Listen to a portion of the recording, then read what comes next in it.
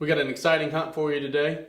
We were back in West Virginia after a short trip to Ohio chasing public land bucks. We were in a ground blind setup, had Stubby from Stubby Outdoors running the camera for me, chasing a big 9-pointer that I called Mule.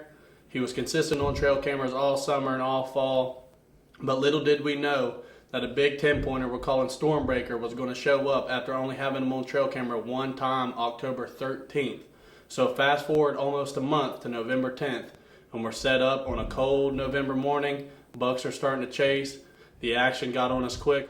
So you guys stay tuned. Thanks for watching 304 Outdoors and Stubby's Outdoors, chasing West Virginia mountain bucks.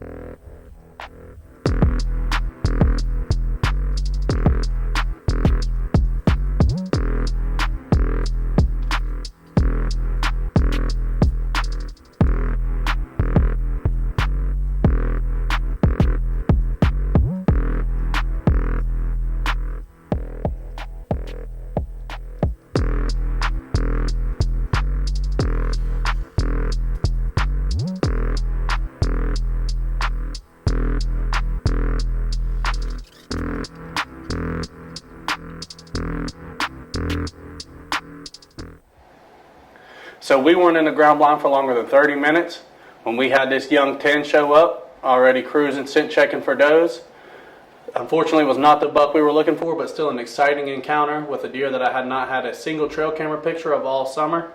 Brand new deer showed up, and we knew it was going to be a great hunt because the bucks were already cruising.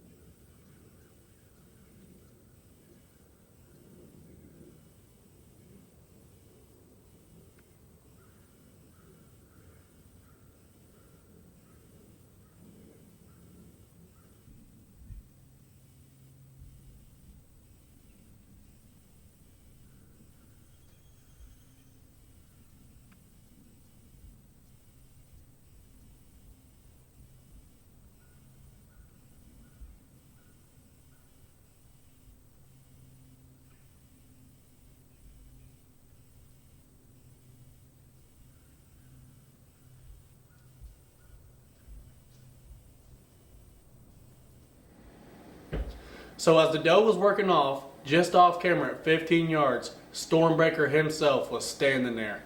You can hear me whispering, "Big buck, big buck, big buck." And I was turning on the GoPro with my phone. And as I'm moving to put the phone down to get my bow ready, the doe worked around an oak tree about 10 yards from the blind to our left and spotted us in there, and she was locked on us.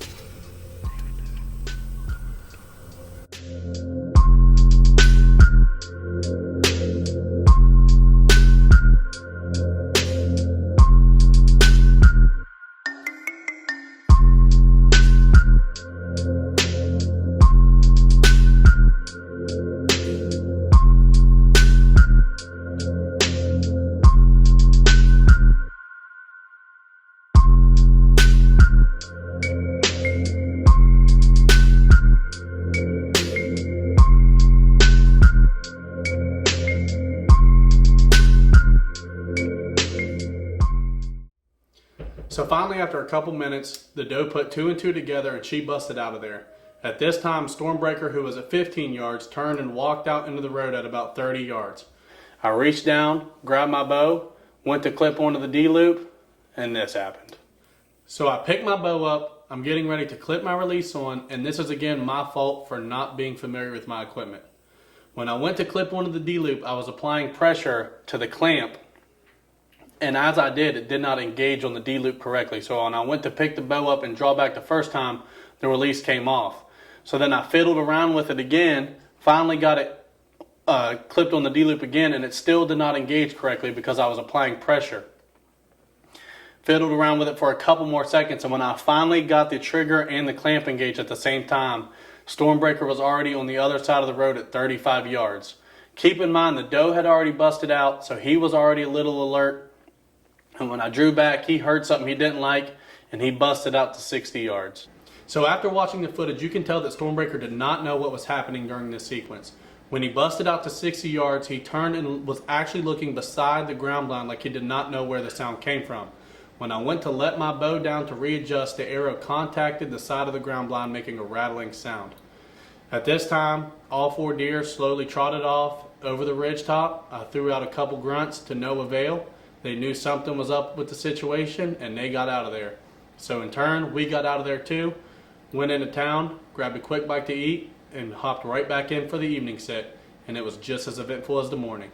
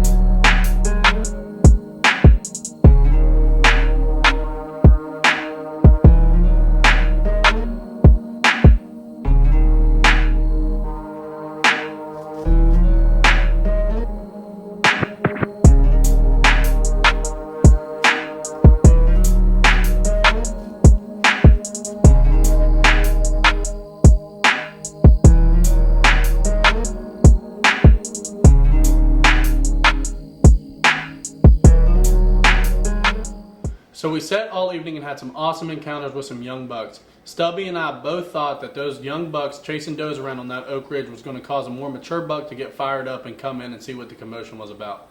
Unfortunately, it got dark on us. The does were still out in front of us, so we sat after dark for 15 to 20 minutes and slowly got out of there and did not bump any deer off. Overall, it was a super exciting hunt. We had a great encounter with a shooter buck. It was a hunt that I'll learn many lessons from in terms of this time of year I need to have my bow ready. I need to be a little bit more sure with my equipment and a little bit more familiar with it. But hunting's hunting. Sometimes you win, sometimes you lose. So we're getting right back in the woods. We're getting after them. We're going to be back in Ohio here soon.